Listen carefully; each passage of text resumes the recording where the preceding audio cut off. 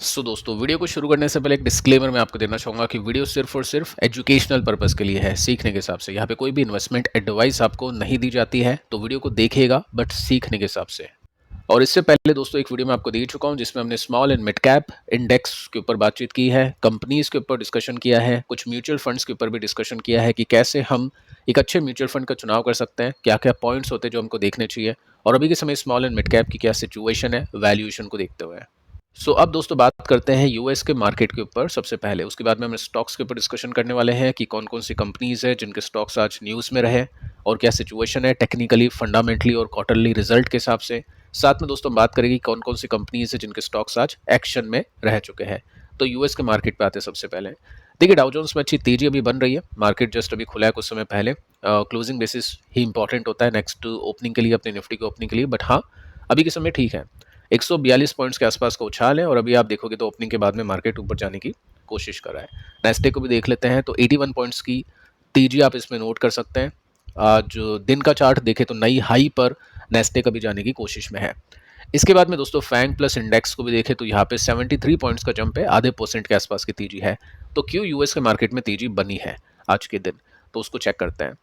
देखिए यूएस के stock stable है after CPI release, inflation data अच्छा आ चुका है, लेस देन एक्सपेक्टेड है, मतलब जितना एक्सपेक्ट किया था कितनी ग्रोथ आ सकती है महंगाई में उतनी ग्रोथ नहीं आई, तो अच्छा डेटा हम उसको बोल सकते हैं। साथ में ट्रेड डील कंफर्मेशन भी हो चुका है। पिछले वीडियो में दोस्तों हमने डिस्कशन किया था कि चाइना के ऊपर कितना टैरिफ लगेगा, यूएस के ऊपर कितना टैरिफ लगेगा, तो उसको लेकर भी मार्केट अभी रिएक्शन दे रहा है। बाकी दोस्तों मैं आपको डिटेल दे देता हूँ कि क्या डेटा है जिसको आप ठीक से देखकर सीख पाओगे, समझ पाओगे कि अभी यूएस में क्या चल रहा है। देखिए न्यूज़ आती है शाम को 6 बजे। सीपीआई इन्फ्लेशन मई का इंक्रीज हो चुका है 0.1% से, एक्सपेक्टेशन से कम है। एक्सपेक्टेशन कितनी थी? 0.20% की थी, तो अच्छी बात है और डेटा अच्छा आया है, इस हिसाब से जो यूएस का मार्केट है वो परफॉर्म करा है। साथ में दोस्तों आप देखोगे ना तो यहाँ पे आप नोट कर सकते हैं कि यूएस के ऑफिशियल्स ने अनाउंस किया है कि जो चाइना के ऊपर जो टैरिफ लगेगा वो पहुंच चुका है 55% तक। अब ये हमने देखा था ट्रंप की न्यूज़ में कि ट्रंप ने कहा था कि हम 55% टैरिफ लेंगे और चाइना 10% टैरिफ लेगा। अब इसके बाद में दोस्तों एक और ऑफिशियल स्टेटमेंट अगर आप देखोगे तो आपको दिखाई देगा, यहाँ पे आप नोट कर सकते हैं कि चाइना का जो टैरिफ है वो मेंटेन किया है ट्रंप ने 30% पर। अब देखो ट्रंप ही है, जब भी कोई भी न्यूज़ हम सुन पाएंगे कभी क्या होता है कभी क्या होता है, कभी एलोन मस्क के साथ में लड़ाई होती है, कभी चीज़ें सही होने की बातचीत होती है। तो ट्रंप अभी मार्केट को अच्छे से रूल कर रहा है, तेजी मंदी ये सब चीज़ें आप नोट कर सकते हैं। काफ़ी बार इनके ऊपर इनसाइडर ट्रेडिंग का भी आरोप लग चुका है बट वो सिद्ध नहीं होता है। ठीक है, तो ये सभी चीज़ें आपको नोट करनी है मार्केट के ऊपर। अभी के समय जो भी ट्रेडर लोग हैं वो ट्रंप के ऊपर नज़र गड़ा के बैठे हुए हैं कि उनकी तरफ से क्या ट्वीट आता है या फिर क्या भी जो स्टेटमेंट उनकी तरफ से सुनने को मिलता है। ठीक है, आगे चलते हैं। एफआईएस ने क्या किया आज के दिन? एफआईएस ने दोस्तों 400 करोड़ का माल बेचा है और डोमेस्टिक इंस्टीट्यूशनल इन्वेस्टर्स ने यानी डीआईस ने बाई किया है 1580 करोड़ के आसपास का माल, विच इज़ गुड। आगे चलते हैं। यहाँ पे दोस्तों आप नोट करोगे तो ट्रंप की तरफ से बोला जा चुका है कि सीपीआई रिलीज बहुत हो चुका है, एक्सेप्शनल फिगर्स है, बहुत अच्छे नंबर्स यहाँ पे देखने को मिले हैं। तो इसकी वजह से फेड को रेट को डिक्रीज करना चाहिए फुल परसेंटेज के साथ में, कोई बीपीएस की बात नहीं है, सीधा परसेंटेज के साथ में डिक्रीज ये होना चाहिए। 25 बीपीएस नहीं, 50 नहीं, सीधा सुपर जंबो रेट कट कर दो 1% के साथ में। बट ऐसा होगा नहीं होगा पता नहीं है, क्योंकि इनके हिसाब से नहीं चलती है सारी चीज़ें। फेड अपने हिसाब से चीज़ों को देखता है, सोचता है, और ट्रंप के हिसाब से जो भी नहीं करता है उनसे फिर वो ट्रंप बदला लेता है, वो सब चीज़ें आपको बताइए। तो देखते दोस्तों क्या होता है, रेट कट होगा 1% के साथ में या फिर नहीं।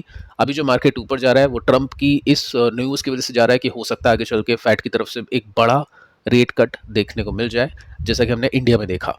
आपकी क्या एक्सपेक्टेशंस है, कितना कट हो सकता है, चाहे तो आप नीचे कमेंट करके बता सकते हैं। ये थी दोस्तों यूएस के मार्केट की सिचुएशन। अब हम डिस्कस करते हैं इंडियन स्टॉक्स को, जो कि आज के दिन न्यूज़ में रह चुके हैं और जो मैक्सिमम कंपनीज है उनकी न्यूज़ आफ्टर मार्केट क्लोजिंग आई है, यानी मार्केट के बंद होने के बाद में ये, इसका मतलब है इम्पैक्ट पड़ेगा कल के दिन स्टॉक के प्राइसेस में। अब देखिए मैं आपको सिखा देता हूँ एक कंपनी के साथ में, ये कंपनी वारी एनर्जीज एग्जाम्पल है। ऐसा कुछ नहीं कि किसी कंपनी के स्टॉक को खरीदना बेचना है, जस्ट मैं आपको सिखा रहा हूँ कि किस तरह से आपको न्यूज़ प्लस फंडामेंटल्स प्लस हम चार्ट बोल सकते हैं, प्लस हम क्वार्टरली रिजल्ट बोल सकते हैं, ये 4 फैक्टर्स होते हैं जो किसी कंपनी के स्टॉक को खरीदने से पहले इन्वेस्टर देखते हैं। तो मैं आपको इस कंपनी के थ्रू सिखा देता हूँ, बाकी जो भी कंपनीज़ की न्यूज़ है वो होमवर्क है आपका, आपको उनमें अपने हिसाब से देखना है कि क्या कुछ डेटा पॉइंट्स है जो आपको नज़र आते हैं। देखिए वारी एनर्जीज़ को देखते हैं। आज के दिन कंपनी के स्टॉक ने 1.5% के आसपास की तेजी के साथ में क्लोज किया है। ठीक है, ये ओपन मार्केट के अंदर थोड़ा ज़्यादा चल गया था, बट क्लोजिंग बेसिस में हम 1.5% के आसपास की क्लोजिंग इसमें नोट कर सकते हैं। अब देखो न्यूज़ क्या है। सबसे पहले 12 बजे के आसपास की न्यूज़ आती है कि कंपनी ने सिक्योर कर लिया एक ऑर्डर। कितने का है ये? 600 मेगावाट का सोलार मॉड्यूल का है। साथ में दोस्तों आप देखोगे तो परचेज अग्रीमेंट और हो चुका है शाम को 7 बजे के आसपास, जो कि 150 मेगावाट का है, सोलार पावर सप्लाई का है। अब देखते हैं कल इसको किस तरह का रिएक्शन मिलता है। तो ऐसे देखते हैं इन्वेस्टर सबसे पहले न्यूज़ को, या फंडामेंटल टेक्निकल पहले देखना चाहे तो वो देख सकते हैं। अभी हम न्यूज़ के ऊपर फोकस रखे हुए, तो सबसे पहले अपन ने न्यूज़ देख ली। उसके बाद में देखिए इन्वेस्टर देखता है कि कंपनी कितनी बड़ी है। 82,000 करोड़ का मार्केट कैप है, इस सेक्टर की लीडर है ये कंपनी। उसके साथ में वैल्यूएशन को देखता है कि 44 का पी है, अच्छा 44 का पी है तो सस्ता है या महंगा है। उसको देखने के लिए पास्ट का ट्रेंड देखेगा इन्वेस्टर कि ईपीएस बढ़ा है, वैल्यूएशन गिरी है या नहीं। अच्छी बात मानी जाती है जब कंपनी की अर्निंग बढ़ती है तो कंपनी की वैल्यूएशन सस्ती होती है। एक टाइम पर 70 का पी था, अभी के समय यहाँ पे 40 के आसपास अटका हुआ है, और यहाँ पे वैल्यूएशन का सपोर्ट भी आप इसमें नोट कर सकते हैं। तो 2 पॉइंट्स इन्वेस्टर्स ने देखे। उसके बाद में देखिएगा कि पास्ट में नंबर्स कैसे आए हैं इस कंपनी के, वो देख सकते हैं। 48, 80, 500, 1200, 1900, ये सब चीज़ें देखने को मिलती हैं, जिसमें ग्रोथ काफ़ी अच्छी देखने को मिल जाएगी। इसके बाद में होल्डिंग्स का परसेंटेज देखेगा, जिसमें यहाँ पे थोड़ी सी नेगेटिव डेटा पॉइंट आपको देखने को मिलेगा। देखो प्रमोटर के पास में अच्छी खासी होल्डिंग्स हैं, लेकिन एफआईज ने भी बेचा और साथ में डीआईएस ने भी बेचा, तो ये थोड़ा सा रेड फ्लैग हो जाता है कि क्यों वो बेच रहे हैं। हो सकता है इस क्वार्टर में बाय कर रहे हो तो अगले क्वार्टर में उसका डेटा आएगा तो पता चलेगा, लेकिन हाँ ये भी पॉइंट होता है जो इन्वेस्टर एंड में देख लेता है। सबसे पहले न्यूज़, फंडामेंटल्स, टेक्निकल्स, ये सब चीज़ें देखते हैं, उसके बाद में होल्डिंग्स भी देख सकते हैं। अब देखिए टेक्निकल्स में चार्ट देख सकते हैं, कैंडल स्टिक चार्ट भी देखने को मिल सकता है, लाइन चार्ट भी आप देख सकते हैं, अपने अपने हिसाब से देख सकते हैं। यहाँ पे सेबी के रेगुलेशंस की वजह से चार्ट हम डिस्कस नहीं कर सकते, 90 डेज तक तो बिल्कुल नहीं कर सकते, उसके बाद देखिए कुछ हो पाएगा तो मैं बताने की कोशिश करूंगा। तो यहाँ पे आप नोट करोगे तो कप एंड हैंडल पैटर्न बन रहा है, जस्ट लाइक निफ्टी। ये कप है, ये इसका हैंडल है। अब इसका रेसिस्टेंस है 3000 के आसपास। ठीक है, ऐसा कुछ नहीं है 3000 को ब्रेकआउट मिलेगा तो आपको खरीदना है, बेचना है, ऐसा कुछ मैं आपको नहीं बता रहा हूँ। जस्ट मैं आपको सिखा रहा हूँ कि कैसे हम टेक्निकल्स देख सकते हैं और क्या सिचुएशन हो सकती है। ब्रेकआउट्स मिलते हैं तो नॉर्मली तेजी बनती है, ब्रेकडाउन मिलते हैं तो नॉर्मली गिरावट होती है। तो यहाँ पे रेसिस्टेंस है, और अभी देखते हैं इसको क्या ये ब्रेक करता है या फिर नहीं करता है। तो ये सारी चीज़ें इन्वेस्टर देखेगा। साथ में इन्वेस्टर को अगर देखना है कि इस क्वार्टर में, यानी जो भी क्वार्टर अभी निकला है उसमें नंबर्स कैसे थे, तो वो ये सेक्शन देख सकता है। मैं आपको बता चुका हूँ पिछले वीडियो में कि किस तरह से ये सेक्शन आप देख सकते हैं, तो उसको पता चल जाएगा कि नंबर्स कैसे थे। 40% के साथ में ग्रोथ थी।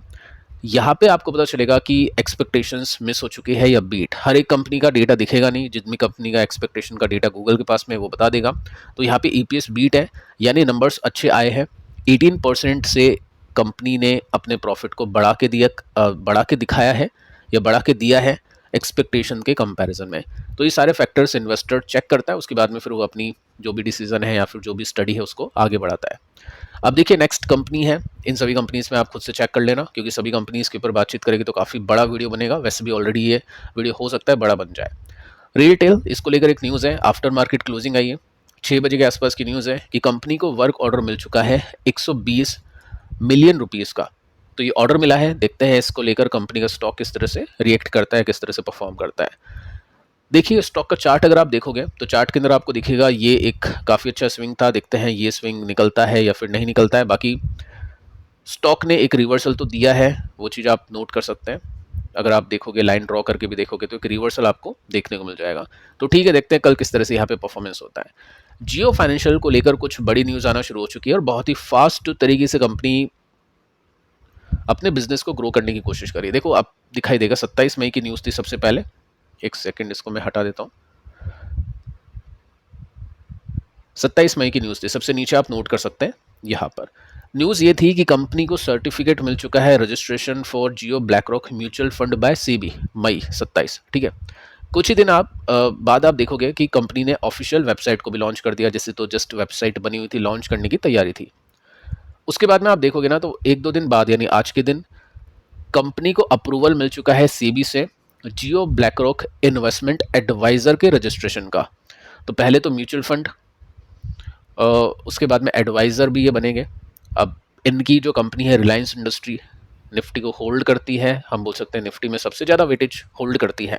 तो रिलायंस जैसा करता है, कुछ बड़ी तेजी मंदी होती है तो निफ्टी भी उस हिसाब से परफॉर्म करता है। तो पूरा हाथ इनका मार्केट में डालने की कोशिश है, जिस तरह से ब्लैक रॉक ने पूरा यूएस का मार्केट पकड़ रखा है कि ब्लैक रॉक चाहे तो किसी भी कंपनी की दुर्दशा कर सकता है, उसके पास में होल्डिंग सबसे ज़्यादा है। प्रमोटर के पास भी कुछ नहीं है जितना होल्डिंग ब्लैक रॉक के पास में, दुनिया की सबसे बड़ी एसेट मैनेजमेंट कंपनी है। तो हो सकता है वही कोशिश यहाँ पे जियो की होने वाली हो। तो एक काफ़ी बड़ा स्टेप है जो सेबी और ये जो रेगुलेशन है वो लेते जा रहे हैं, कंटिन्यूसली फटाफट इनको अप्रूवल देते जा रहे हैं। अब देखो वैल्यूएशन ये बहुत कॉम्प्लेक्स है, ये मैं आपको सिखा चुका हूँ कैसे इसमें क्या सीन बने हुए हैं। अगर आप कंटिन्यूसली वीडियोस को देखते हो तो आपको पता होगा। बाकी ठीक है, स्टॉक अपने सपोर्ट से ऊपर जाने की कोशिश कर रहा है, काफ़ी बढ़िया तेजी के साथ में स्टॉक अभी परफॉर्म कर रहा है। वैसे भी फाइनेंशियल कंपनीज के लिए अच्छी न्यूज़ है, आरबीआई की तरफ से रिजल्ट भी अच्छे गए हैं, तो यहाँ पे अच्छी तेजी बनते जा रही है। नेक्स्ट कंपनी है IEX। IEX को लेकर एक बड़ी खबर है जिसमें आप देखोगे, देखो बड़ी खबर तो है लेकिन ये खबर बार बार आती रहती है, और जब भी खबर आती है ना तब तक इन्वेस्टर्स के पैसे डूबते जाते हैं। 8% के साथ में स्टॉक क्रैश है। न्यूज़ दोस्तों ये है 11 जून की 1 बजे के आसपास की, देखो टाइम भी देखो, 1 बजे न्यूज़ आती है और स्टॉक 1 बजे क्रैश हो जाता है। तो जैसे न्यूज़ आती है वैसे स्टॉक क्रैश होता है। न्यूज़ दोस्तों है इसकी मोनोपोली को खतरे में डालने वाली। मार्केट कपलिंग आपको बताइए, काफ़ी टाइम से हम डिस्कशन कर रहे हैं। तो जब भी मार्केट कपलिंग की न्यूज़ आएगी तो स्टॉक गिरेगा, क्योंकि यहाँ पे वैल्यूएशन मार्केट इससे छीनेगा, क्योंकि मोनोपोली वाली जो वैल्यूएशन इसको दे के चलता है मार्केट वो चली जाएगी, क्योंकि मोनोपोली चली जाएगी। तो जब भी ऐसी न्यूज़ आती है स्टॉक गिरता है। तो एक नेगेटिव ट्रिगर है इस कंपनी के स्टॉक के ऊपर अभी के समय, ताकि जब भी आप देखोगे ना तो स्टॉक अपने स्विंग को कंप्लीट नहीं कर पा रहा है। यहाँ पे बीच बीच में गिरावट होती है तो काफ़ी स्लोली ये अपने स्विंग को कंप्लीट कर रहा है, क्योंकि काफ़ी बड़ी जो नेगेटिव न्यूज़ है इसके ऊपर ट्रिगर बन के बैठी हुई है, और ये इसके फंडामेंटल को इफेक्ट कर सकती है बहुत ही बुरी तरीके से। तो इस वजह से इन्वेस्टर यहाँ पे पैसे निकाल लेते हैं जब इस तरह की न्यूज़ आती है। देखिए नेक्स्ट कंपनी नज़ारा टेक्नोलॉजीज़। अब राकेश जी का पोर्टफोलियो रेखा जी मैनेज कर रही है, तो उन्होंने डाइवेस्ट कर दिए हैं 18 लाख स्टॉक, यानी कंपनी का 2% भाग 2 जून से लेकर 6 जून के बीच में अपने स्टेक रिड्यूस कर दिया है 7% से 5% तक। तो 7% का स्टेक था 2 जून से पहले, और भी आप देखोगे तो 5% का हो चुका है। 2% यहाँ पे रिड्यूस कर दिया है स्टेक को। अब रीज़न क्या है? रीज़न हो गए अपने पर्सनल, बाकी स्टॉक जैसे जैसे ऊपर जा रहा है वैसे वैसे अपने स्टेक को रिड्यूस कर रहे हैं। वैल्यूएशन देखे तो 128 का पी आप इसमें नोट कर सकते हैं। गेमिंग इंडस्ट्री में देखे तो इंडिया की एक कंपनी है ये जो लिस्टेड है। बाकी इस तरह के जो भी स्टार्टअप्स होते हैं, गेम्स होते हैं, ड्रोन्स होते हैं, उसके अंदर Naukri.com, इन्फो एज भी इन्वेस्ट करता है। तो डायरेक्टली इन्वेस्ट करने वाले इन्वेस्टर ऐसी कंपनीज को देखते हैं, आइडिया फोर जिस तरह की ड्रोन कंपनीज को, गेमिंग के नज़ारा को। अगर इनडायरेक्टली देखना है कि आपकी कोई बड़ी कंपनी है वो मैनेज करती हो स्टार्टअप पोर्टफोलियो को, तो Naukri.com को देखा जाता है, क्योंकि उसमें से कुछ कंपनीज अगर बड़ी बन जाती हैं, जोमेटो, पॉलिसी बाजार की तरफ, पीबी फंटैक की तरह, तो स्टॉक के प्राइसेस में अच्छी तेजी भी आती है। नेक्स्ट कंपनी है दोस्तों इरेडा। इरेडा में आप देखोगे तो एक न्यूज़ है, सबसे पहले आपने देखा 5 जून को एक न्यूज़ आती है कि कंपनी ने डिक्लेयर कर दिया QIP लॉन्च करने के लिए। फिक्स प्राइस थी 173-74 रुपीज़। ठीक है, तो इन्वेस्टर को कुछ खास झटका नहीं लगा, क्योंकि 180 से ज़्यादा कुछ खास नीचे नहीं था। अब अप्रूवल मिल गया कि 165 पर हम ये लेकर आएंगे, तो 165 पे कंप्लीट हो चुका है। 2004 करोड़ का यहाँ पे एलोकेशन कर दिया है बड़े इन्वेस्टर्स को। फ्लोर प्राइस से 5% डिस्काउंट नीचे एलोकेशन हो चुका है, तो चलो ठीक है, स्टॉक को कुछ खास झटका नहीं पड़ा है।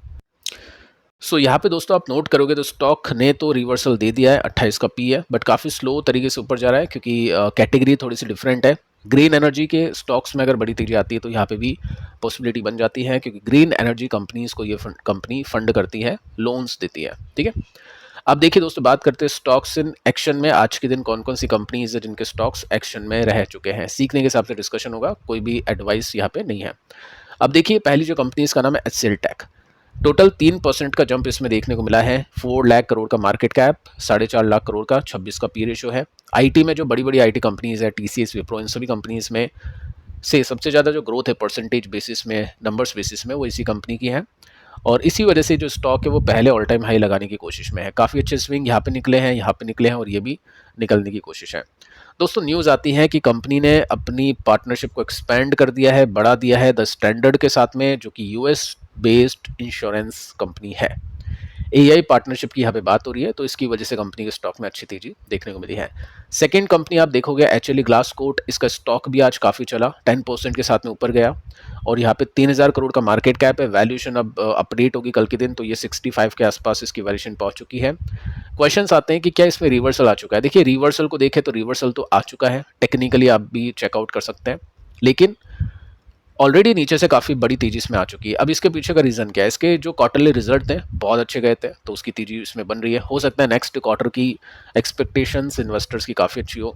छोटी कंपनी है, ज़्यादा आइडिया नहीं होता है इन कंपनीज़ के ऊपर, रिसर्च नहीं आती है, तो बहुत ही रिस्की ट्रेडर ऐसी कंपनीज में देखते हैं। बाकी कोई डिफेंसिव इन्वेस्टर ऐसी कंपनीज के अंदर बहुत ही सोच समझ के पैसे डालता है, तो वो सब चीज़ें आपको पता होनी चाहिए कि किस कंपनी में कितना रिस्क है, क्योंकि मार्केट कैप कम, वैल्यूएशन इंक्रीज कर चुकी है ऑलरेडी। स्टॉक ने आपको बता दिया है कि उसका नेचर क्या है, 80% गिर कर, और तेजी होती है तो बड़ी तेजी होती है, लेकिन उसमें रिस्क भी होता है। तो देखते हैं अगले क्वार्टर में रिजल्ट अच्छे आते हैं तो डेफिनेटली यहाँ पे कुछ देखने को मिल सकता है। लेकिन अभी अगर आप पूछोगे कि क्या रिवर्सल हो चुका है टेक्निकली, तो येस, यहाँ पे रिवर्सल देखने को मिल चुका है।